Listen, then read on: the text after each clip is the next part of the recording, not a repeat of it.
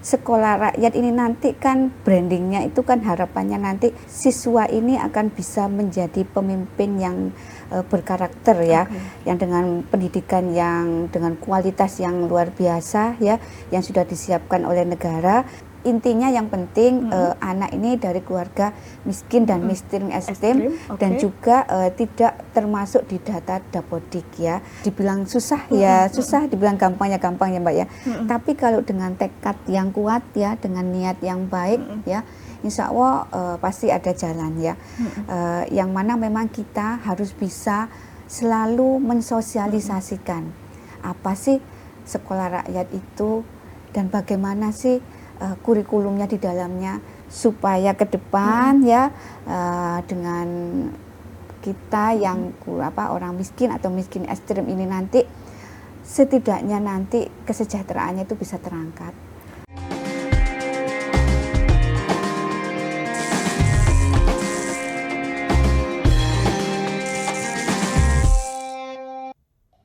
Assalamualaikum warahmatullahi wabarakatuh. Halo dulur Jatim semua, gimana kabar hari ini? Semoga selalu sehat ya. Jumpa lagi di podcast Jatim Channel DPRD Provinsi Jawa Timur. Dan tentu saja Silka nggak sendiri, karena Silka hadirkan tamu yang luar biasa, istimewa yang akan membahas terkait berbagai program yang ada. Nah, kali ini kita kedatangan tamu, beliau seorang dokter yang juga politisi PKB yang saat ini duduk di Komisi E DPRD Provinsi Jawa Timur dari Dapil Jatim 2 Sidoarjo. Assalamualaikum Bu Sriatun. Siap. Luar biasa nih Dokter Sriatun hadir di sini untuk membahas lebih jauh terkait dengan berbagai program, dan hari ini kita akan bahas soal sekolah rakyat. Nah, sebagai masa depan bangsa kita.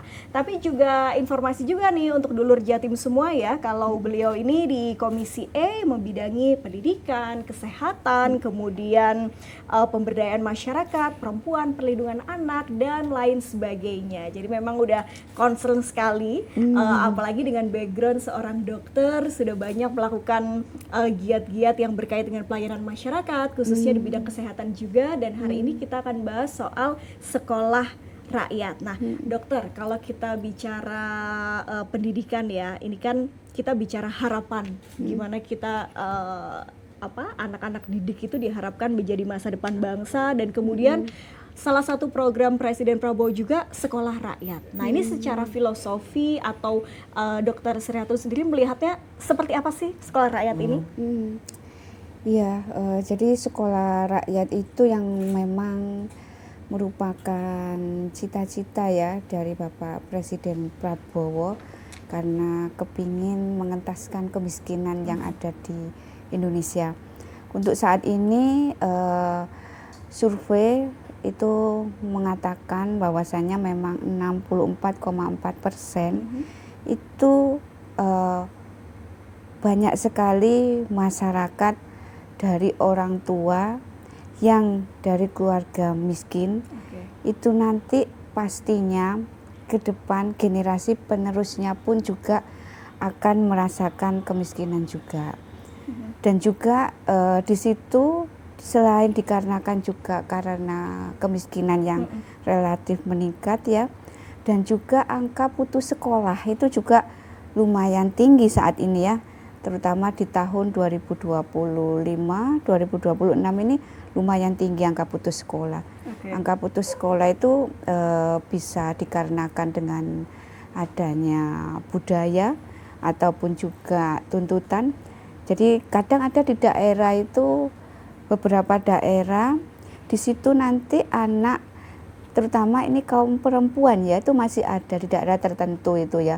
Mereka jika sudah lulus sekolah SD ataupun SMP itu harus dinikahkan. Masih ada itu di daerah-daerah terpencil itu ya. Dan juga mungkin tuntutan ya, tuntutan kehidupan, sehingga dari keluarga itu akhirnya ekonomi yang sangat minim, sehingga untuk kebutuhan sekolah itu mereka sangat kesulitan. Sehingga memang filosofinya itu yang paling menekan yaitu karena memang faktor ekonomi. Oke, jadi sasarannya untuk masyarakat miskin dan miskin ekstrim begitu ya, Bu Ya. Sriatun. Dan di Jawa Timur sendiri ini serentak diluncurkan sejak 14 Juli kemarin ada 19 sekolah rakyat. Nah, Bu Sriatun sendiri selaku anggota dari Komisi E dan juga mungkin rekan-rekan di Komisi E melakukan pengawasan sejauh ini seperti apa dari Iya. sejak diluncurkan kemarin, Bu? Alhamdulillah ya, kita ini ada di Komisi E ya. Di Komisi E memang kesejahteraan masyarakat ya, sehingga mau tidak mau kita harus ikut turun langsung. Jadi kami kemarin dari Komisi E DPRD Provinsi, alhamdulillah bisa ikut turun langsung ya. Selama ini memang kita selalu ada rapat kerja dengan OPD yang terkait, terutama OPD terkait itu adalah dinas sosial dan juga dinas pendidikan. Di situ kita pengawasannya yaitu dengan rapat kerja itu kita semacam mengevaluasi bagaimana kesiapan untuk pelaksanaan sekolah rakyat tersebut. Dan kemarin kita tanggal 14 itu alhamdulillah bisa langsung survei ya, kita survei di BPSDM, Balai apa itu Sumber daya manusia itu ya. Sumber daya manusia itu ya. Di situ kita menyaksikan secara langsung pada saat penerimaan awal siswa baru ya. Jadi kalau tidak salah waktu itu selain anak siswa hadir, orang tuanya pun juga dihadirkan secara langsung. Waktu itu live ya, langsung secara nasional sehingga bisa diketahui oleh Menteri Sosial juga. Jadi insya Allah kalau pada saat tanggal 14 kemarin ada 3 tempat yang dilakukan secara seremonial serentak itu. Oke, yang 3 diantaranya milik provinsi ini ya, Bu Sriatun ya. Kalau di dapil Bu Sriatun sendiri ada sudah diluncurkan kemarin? Oh ya, untuk sementara kalau untuk di Sidoarjo memang untuk lahan sih insya Allah sudah disiapkan ya oleh pemerintah daerah Kabupaten Sidoarjo. Itu nanti rencananya kalau di Sidoarjo itu akan diletakkan di kecamatan Kecamatan Tulangan. Kecamatan Tulangan, insya Allah nanti luasnya itu kurang lebihnya antara 5,7 hektar. Oke, jadi ini masih proses ya. Masih proses. Tapi kalau ya. Bu Sriatun sendiri melihat dengan adanya sekolah rakyat secara filosofi atau semangatnya ini luar biasa untuk teman-teman atau masyarakat miskin ekstrim tetap bisa mengakses pendidikan begitu. Tapi bagaimana Bu Sriatun melihat atau mungkin catatan yang harus diperhatikan untuk berjalannya sekolah rakyat ini? Mengingat juga kendala atau permasalahan di sektor pendidikan ini kan biasanya banyak dan juga cukup kompleks begitu. Nah, apa yang perlu diperhatikan supaya sekolah rakyat ini bisa berjalan sesuai harapan gitu, Bu Sri? Kalau kita sih untuk memandang sekolah rakyat itu karena kan sekolah rakyat ini nanti kan brandingnya itu kan harapannya nanti si siswa ini akan bisa menjadi pemimpin yang berkarakter ya, yang dengan pendidikan yang dengan kualitas yang luar biasa ya, yang sudah disiapkan oleh negara, sehingga kita sebagai anggota DPR ini wajib hukumnya untuk bisa selalu dalam hal fungsi DPR pengawasan ya. Jadi pengawasan di sini kita sebagai DPR harus bisa melihat bagaimana proses pelaksanaan persiapan sekolah tersebut, baik itu dari proses pembangunan ya, sarana prasarana. Sarana prasarana ini juga sangat penting sekali ya, dikarenakan di situ nanti akan diwujudkan baik sekolah juga ada asramanya. Nah, jadi kan grand design untuk sekolah rakyat itu sudah alhamdulillah sudah disiapkan dengan matang ya. Jadi tempat-tempat ibaratnya itu nanti untuk asrama itu ada perempuan, laki-laki sudah dibedakan. Jenjang SD, SMP itu juga harus dibedakan. Dan juga terkait dengan kurikulum ya pastinya. Kurikulum itu nanti juga harus kita bisa mengevaluasi dan juga harus bisa monitoring apa aja kurikulum yang ada di sekolah rakyat itu. Jadi untuk saat ini pemerintah sudah menyiapkan ya kurikulum di sekolah rakyat itu ada 3 kurikulum ya. Yang mana yang pertama pasti ada persiapan ya, program persiapan itu baik mentalnya, fisiknya ya, Betul. dan juga akademiknya. Betul. Dan juga ada kurikulumnya yang juga hampir sama dengan pendidikan yang secara umum. Itu ada kegiatan ekstrakurikuler, ada intrakurikuler ya, seperti itu, kegiatan yang di dalam gedung, di luar gedung ya. Terus juga untuk persiapan peningkatan karakter ya, dan juga untuk peningkatan spiritualnya ya. Seperti itu. Oh, jadi semuanya gratis ya, Bu Sri ya? Jadi di sekolah rakyat itu 1% pun tidak dipungut biaya. Oke, baik. Bu Sri, monggo siap. diminum dulu. Ini menarik sekali kalau kita bicara sekolah rakyat gitu ya. Oh iya, misi ya Mbak ya. Iya, monggo.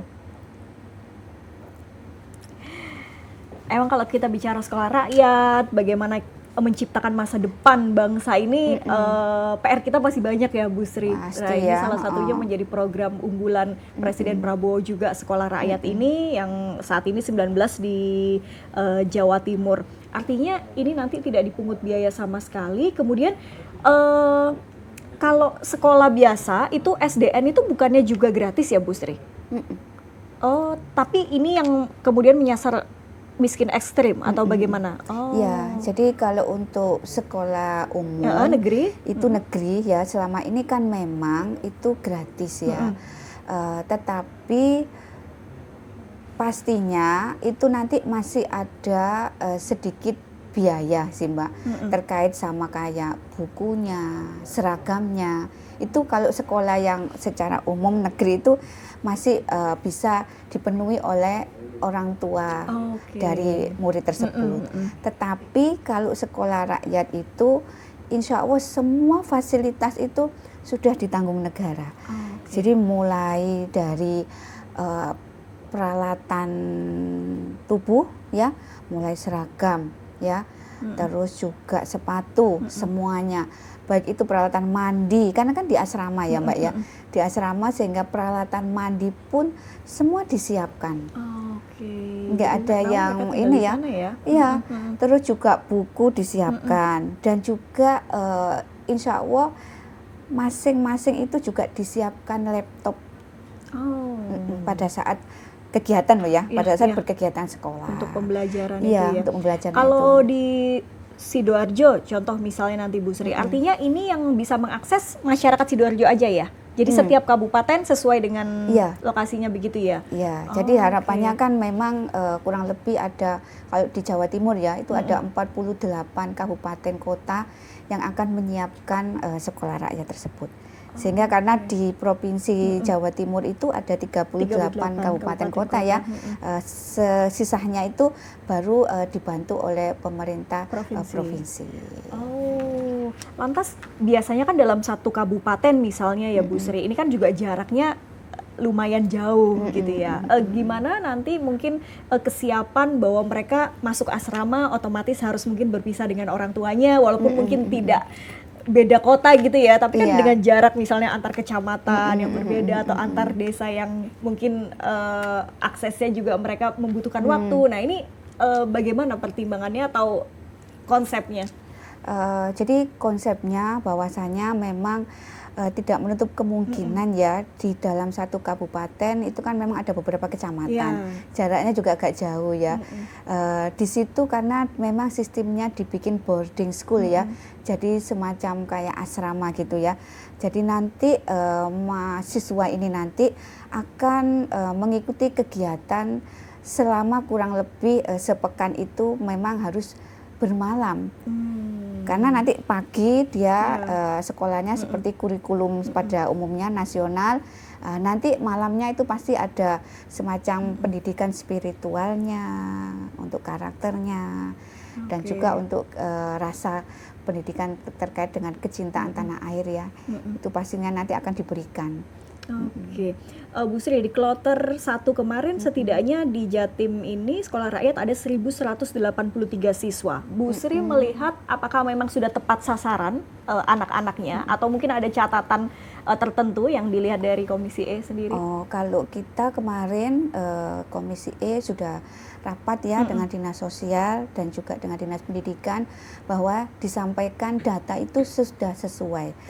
Data itu sudah sesuai dengan DTKS-nya ya, yang mana sesuai dengan Desil 1 dan 2-nya. Jadi data itu sudah terkirim dan sudah diseleksi dan juga langsung ditinjau oleh PKH, para PKH itu ya, tim ya yang memang terjun langsung untuk melihat kondisinya itu masyarakat yang memang mau diusulkan itu apakah memang sesuai dengan syaratnya itu. Jadi ada asesmennya dulu ya Bu Sri ya. Tapi untuk siswa-siswinya apakah ada seleksinya juga? Enggak ya? Hanya berdasarkan datanya. Kalau untuk seleksinya intinya yang penting anak ini dari keluarga miskin dan miskin ekstrim dan juga tidak termasuk di data Dapodik ya, seperti itu, dan juga diutamakan juga bagi mereka yang putus sekolah.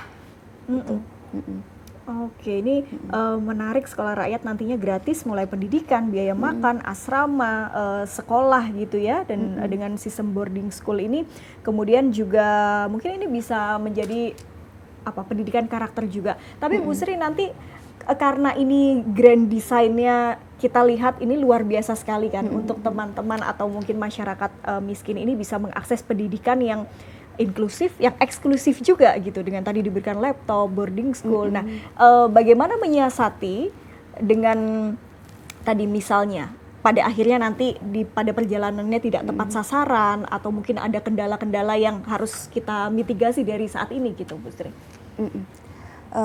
Kalau untuk saat ini ya, kalau saat ini kan sudah memang dalam artian sekolah rakyat ini sudah betul-betul sudah tertata ya, tertata dalam arti mulai dari perekrutan untuk siswanya dan juga untuk kesiapan gurunya ya, dan untuk grand design-nya itu sudah tertata dengan baik. Jadi untuk fasilitasnya itu pun insya Allah sudah tercukupi semuanya. Jadi tidak diragukan lah, karena ini sudah tertata sekali oleh pusat sehingga semua fasilitas itu sudah tersedia. Sehingga saya rasa nanti anak siswa ini yang mana nanti brandingnya memang harapannya dia akan dijadikan seorang pemimpin ya, pemimpin yang berkarakter ya, dan juga sudah mendapatkan pendidikan yang berkualitas. Dan di situ nanti bahwasanya untuk anak yang setelah sekolah di sekolah rakyat tersebut itu nanti harapannya masih harus bisa mengikuti mendapatkan untuk ke jenjang ke perguruan tinggi. Nah, jadi kan nanti juga harapan ya untuk pimpinan di generasi masa emas nanti ya, generasi emas 2045. Seperti itu. Dan kolaborasi antar pihak Bu Sri sampai sejauh ini apakah berjalan dengan baik atau seperti apa? Sinergi antar tadi kan butuh dinas sosial, kemudian ya dinas pendidikan otomatis, dan mungkin stakeholder dan juga peran masyarakat. Nah, ini kan mungkin banyak juga masyarakat yang belum betul-betul paham sekolah rakyat ini yang seperti apa sih, bagaimana mengaksesnya dan lain sebagainya. Kalau untuk kolaborasinya baik itu dari stakeholder insya Allah sudah tertata dengan baik. Jadi kalau memang terkait dengan anggaran itu memang insya Allah semua anggaran itu ditanggung oleh pusat ya. Kalau untuk di daerah itu biasanya kita bisa mengajukan terkait dengan gurunya, kepala sekolah ya, ataupun juga mungkin ya Mbak ya, kita di tingkat masyarakat itu juga dibutuhkan ya di sekolah rakyat tersebut. Karena apa? Karena di sekolah rakyat itu dalam satu kawasan ya, itu yang mana disiapkan kurang lebih 5-10 hektar. Di situ nanti kan juga pasti di dalamnya ada suatu asrama, ada suatu sekolahan ya, dan juga ada dapur dan yang lainnya. Juga ada pos satpamnya. Jadi kan banyak sekali membutuhkan ya, membutuhkan para pekerja juga. Secara otomatis berarti kolaborasinya pemerintah pusat, pemerintah kabupaten, daerah maupun provinsi, dan di masing-masing wilayah itu untuk ikut campur ya, Betul. ikut aktif ya, karena nanti yang di daerah terdekat masyarakat juga bisa dipekerjakan ya, Betul, mungkin betul. entah itu satpamnya ya, entah itu mungkin di dapurnya ya, seperti itu. Sedangkan kalau untuk pemerintah daerah mungkin bisa mengusulkan terkait dengan gurunya seperti itu ya, dan juga mungkin kepala sekolah ya, atau dengan tenaga kependidikan seperti kayak bendahara Mbak, pasti kan butuh ya Mbak Iya, ya. betul. Terus TU-nya ya seperti itu. Lah, kolaborasi seperti itu yang memang sangat dibutuhkan sekali antara pusat, provinsi juga kabupaten atau kota. Gitu. Jadi kalau sampai saat ini artinya pemerintah daerah itu untuk lahan itu pemerintah daerah. Oke, kemudian dan juga tadi tenaga-tenaga pendukung itu tadi ya, seperti guru dan lain sebagainya itu juga semuanya bisa anggaran dari lewat daerah. Tapi Tetapi pembiayaan tetap nasional. pembiayaannya nasional. Seperti itu. Iya. Menarik ya, Bu Sri. Iya, Maksudnya ya ini membantu sekali gitu. Di Jawa Timur kan juga masih banyak yang daerah-daerah membutuhkan akses pendidikan yang lebih. Bicara tadi Bu Sri juga masih banyak daerah-daerah yang dengan budaya patriarki yang masih tinggi, yang perempuan hanya lulus SD sudah disuruh menikah dan lain sebagainya.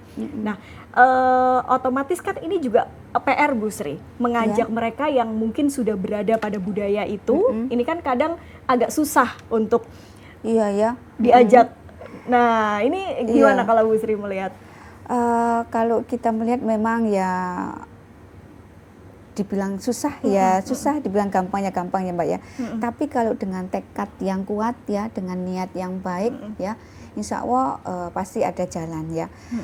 Yang mana memang kita harus bisa selalu mensosialisasikan apa sih sekolah rakyat itu dan bagaimana sih kurikulumnya di dalamnya.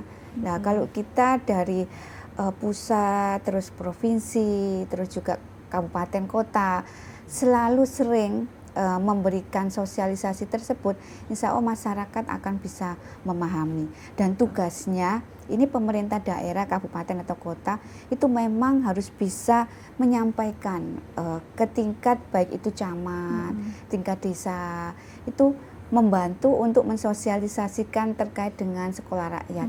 Yang mana sekolah rakyat ini sangat baik banget ya, bagus sekali. Karena apa? Karena sekolah rakyat ini dengan kita sampaikan, insya Allah dengan tidak ada pungutan biaya alias gratis ya, insya Allah itu juga akan bisa menarik masyarakat ya, itu yang utama ya. Betul. Karena kan ngapunten ya, mohon izin, kalau masyarakat itu kalau dengan ada program gratis pasti banyak yang berbondong-bondong ya. Dan yang kedua juga kita sampaikan bahwasanya memang tujuan dari sekolah rakyat ini nanti harapannya supaya bisa kita itu memutus transmisi kemiskinan yang ada di Indonesia. Jadi nanti supaya ke depan ya dengan kita yang orang miskin atau miskin ekstrim ini nanti setidaknya nanti kesejahteraannya itu bisa terangkat ya. Jadi apa ya Mbak ya, juga bisa merasakan lah keadilan sosial tentang dalam pendidikan ini. Betul, luar biasa. Bu Sri ini kan juga pengalaman jadi kepala desa ya Bu Sri, betul? Jadi kepala desa juga, kemudian sekarang jadi ketua PKK Sidoarjo juga. Oh iya. Nah, ini kan banyak hal yang sudah Ibu lakukan dan juga kalau melihat di Sidoarjo sendiri Bu, apakah memang betul masyarakat miskin, bahkan mungkin miskin ekstrim itu jumlahnya masih banyak? Lumayan sekali ya, memang untuk masyarakat miskin memang pasti masih ada ya Mbak ya di beberapa wilayah kita ya. Tetapi kalau untuk di Sidoarjo nih ya, ini cerita di Sidoarjo ya. Kalau di Sidoarjo memang angka kemiskinan masih ada. Yang paling banyak juga angka putus sekolah Mbak.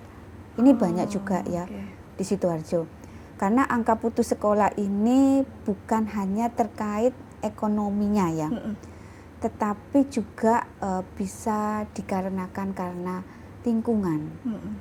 Jadi Selama ini di lingkungan Ngapunten ya, karena memang enggak sama loh Mbak ya ini. Jadi nanti jangan disamaratakan ya. Beberapa aja ya. Beberapa itu ada yang memang anak-anak itu yang mungkin ya dengan pergaulan yang salah ya, sehingga akhirnya anak ini putus sekolah. Jadi malas sekolah, malas mikir gitu loh Mbak. Kalau nyuwun sewu, contoh kalau dia di lingkungan sekitar ada yang terkena kayak contoh kasus narkoba gitu ya Mbak ya.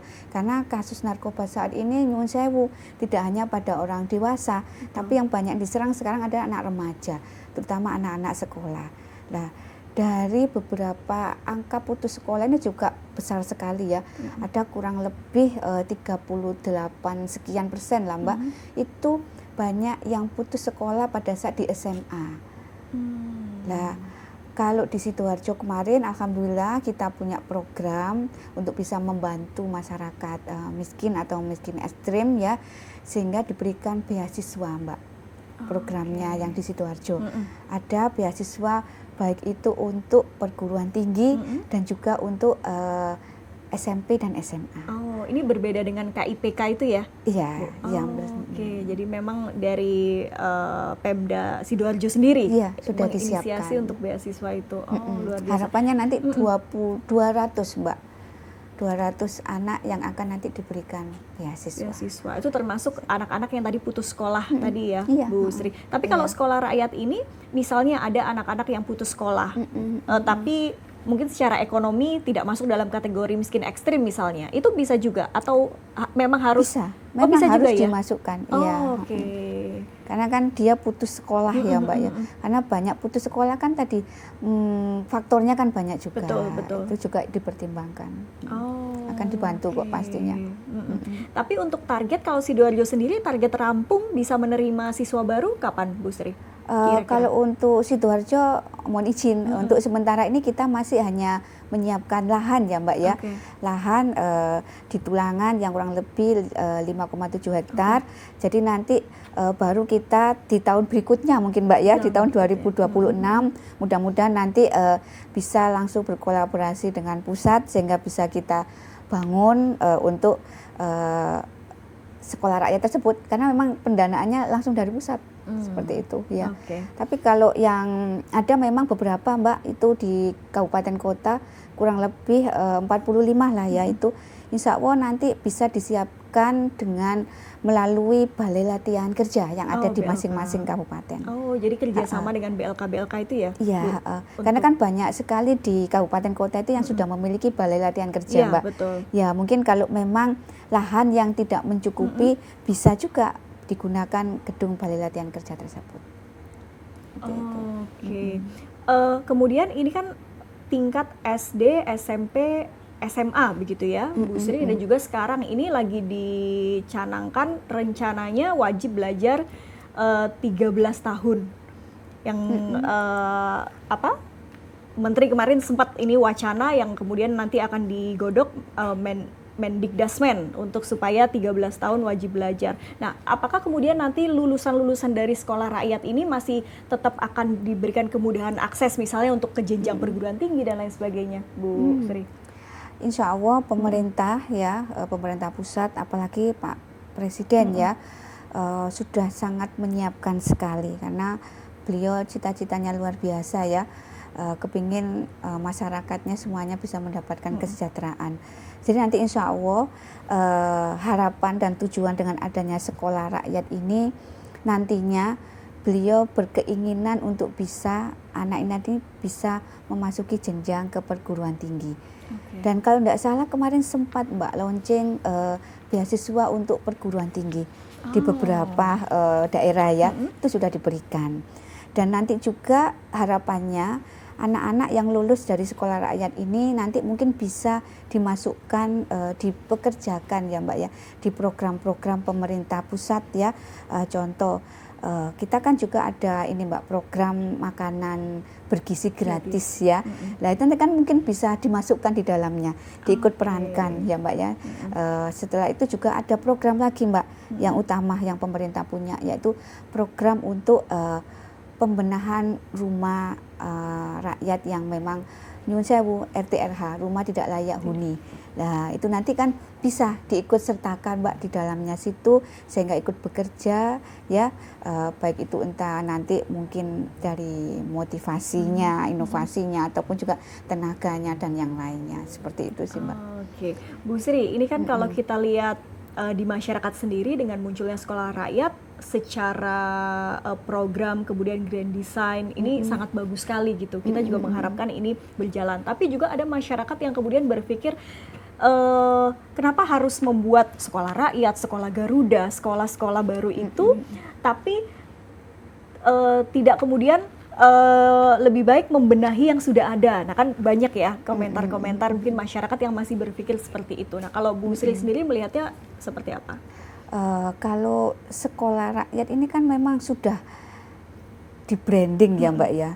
Di branding memang tujuannya untuk memutus transmisi kemiskinan.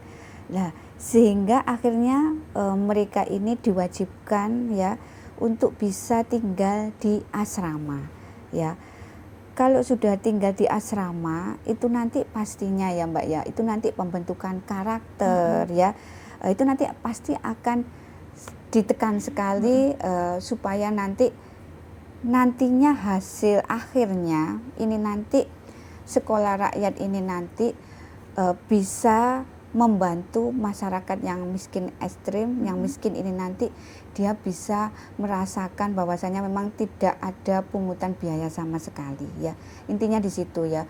Terus juga nantinya dia nanti diharapkan memang setelah sekolah rakyat ini nanti dia bisa menjadi seorang pemimpin ya, yang berkarakter tadi ya, yang juga pendidikan yang berkualitas, sehingga di situ nanti pendidikan yang ada di dalamnya itu, karena ada jenjangnya ya Mbak ya, ada jenjang SD, SMP, SMA. Nah itu nanti pastinya selain kurikulum yang nasional juga nanti akan diberikan karakter yang sesuai dan juga diberikan keterampilan ya, keterampilan yang sesuai dengan jenjang pendidikannya.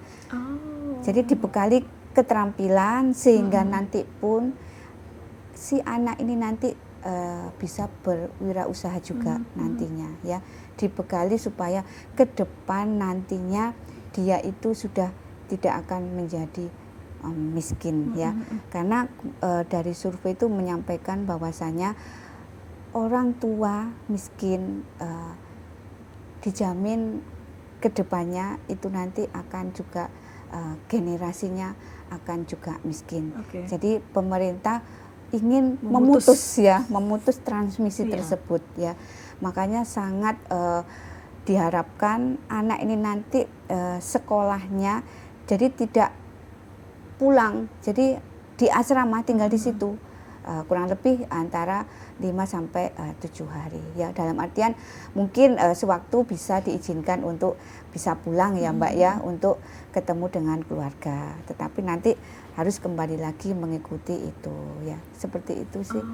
Jadi ya memang boarding school atau kayak mondok gitu ya Bu Sri. Soalnya apa ya Mbak ya, kalau kita di pondok itu juga nyuwun sewu loh Mbak, biayanya kan mahal banget ya. Ini contoh ya, anak kami aja sendiri ya, yang saat ini kita pondokkan ya di swasta lah intinya ya, kita tidak menyebut ini ya nama ya, nanti tidak enak ya. Untuk biaya masuk aja Mbak ya, untuk biaya masuk pasti ada uang gedung ya, uang gedungnya lumayan loh Mbak itu, ada di pondok swasta itu yang bisa uang gedung itu 60 juta ke atas, sedangkan SPP-nya bisa sampai 4,5 juta atau bisa lebih gitu ya. Sedangkan kalau di sekolah rakyat itu gratis Mbak, padahal kan di pondok itu ya butuh peralatan mandi, butuh untuk makan dan yang lainnya ya.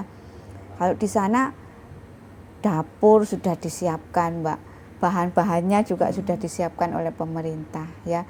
Sekolah sudah dibangunkan oleh pemerintah pusat ya.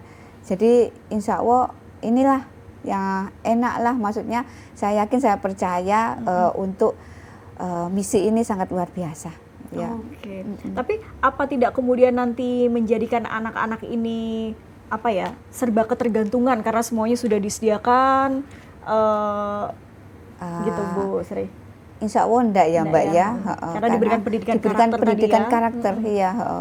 Jadi awal itu persiapan mental fisiknya itu sudah tertata ya, sudah diberikan informasi pastinya akan dididik bagaimana perjalanan hidup dan juga ke masa depan dan juga untuk kemiliterannya itu nanti juga akan diberikan.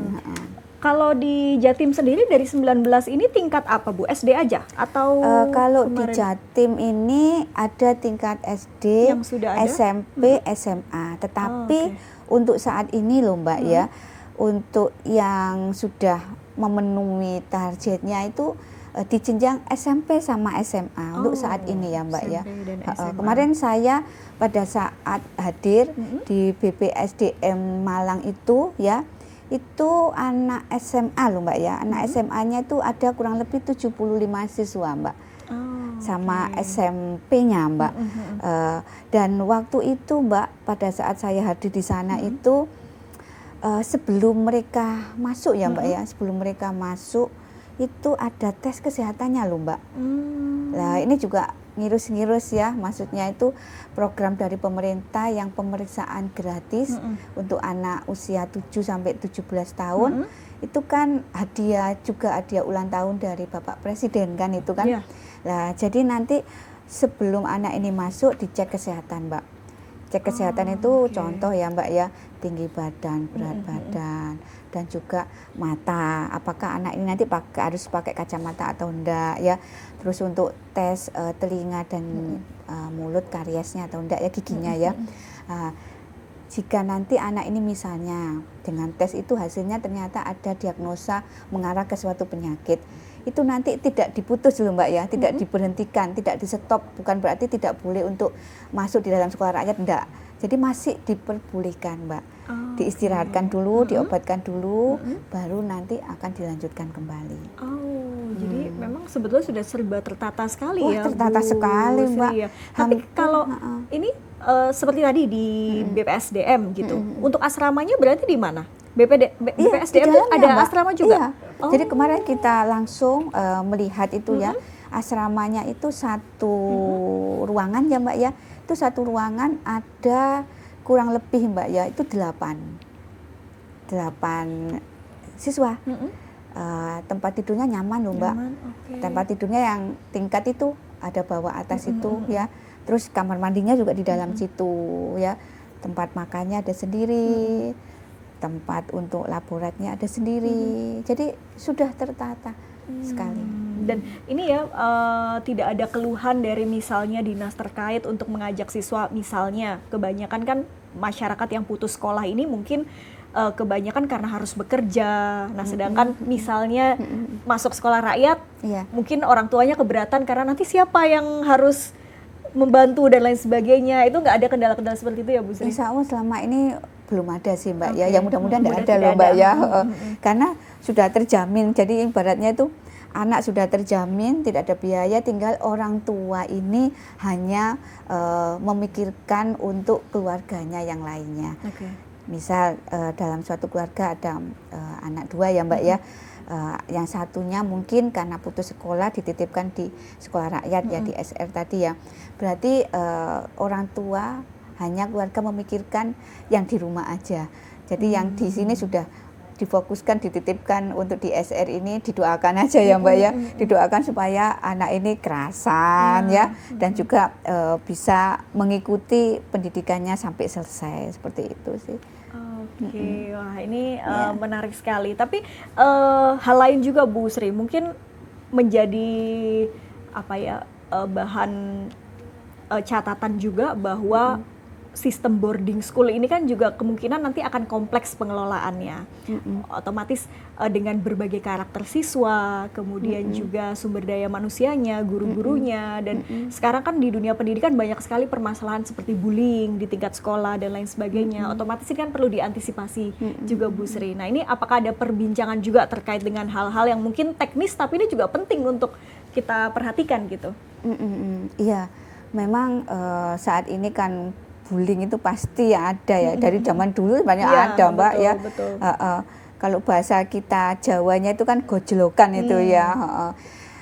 Tapi di sini nanti insya Allah terkait dengan bullying ya, itu kan sudah kita siapkan gurunya, itu gurunya sudah ada, baik itu nanti guru yang di kurikulum pada saat kurikulum nasional, dan nantinya pun ada pada saat ini Mbak, pada saat malam di asrama itu kan juga harus diwajibkan ada guru juga.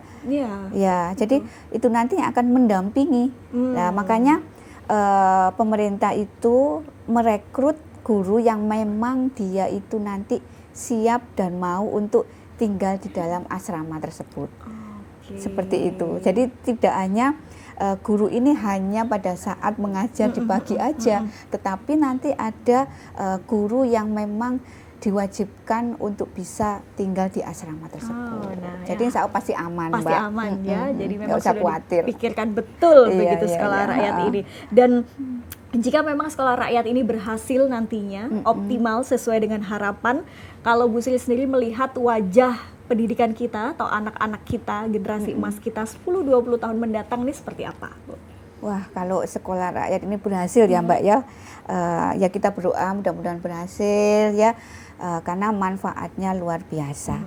Kalau memang ini berhasil Mbak, berarti ya kita sudah tidak bingung ya Mas, apa itu pemerintah untuk memikirkan ya. Kenapa? Karena nantinya kalau berhasil insya Allah pastinya sudah tidak ada kemiskinan ya, harapannya seperti itu. Karena sekolah ini tujuannya memutus transmisi kemiskinan tersebut, sehingga nantinya akan anak-anak ini saya rasa untuk masalah pendidikan itu tidak ada hambatan bagi orang yang kurang mampu. Jadi aman, dijamin ya Mbak ya, mereka bisa mendapatkan keadilan sosial tentang pendidikan. Betul, sesuai amanat undang-undang mencerdaskan kehidupan bangsa ini ya. Jadi semuanya bisa mengakses pendidikan yang berkualitas, siapapun itu, termasuk juga dari kelompok miskin, kelompok-kelompok rentan lainnya. Wah, luar biasa Bu Sriatun, insight yang diberikan hari ini bermanfaat sekali, dan juga mungkin masyarakat tidak perlu khawatir lagi untuk anak-anaknya bisa nanti di sekolah rakyat diberikan pendidikan yang berkualitas tingkat SD, SMP, SMA, atau misalnya Bu Sri ada masyarakat yang atau mungkin belum tersosialisasi, nanti pasti dinas itu akan ini ya, mendata dengan baik. Akan mendata. Baik, Bu Sri terima kasih banyak sudah hadir di sini, insight-nya. Salam juga untuk Pak Bupati, Pak Subandi, dan juga untuk Dalur Jatim semua. Terima kasih sudah menyaksikan podcast Jatim Channel hari ini. Semoga bisa memberikan manfaat untuk kita semua. Saya pamit undur diri. Wassalamualaikum warahmatullahi wabarakatuh. Sampai jumpa.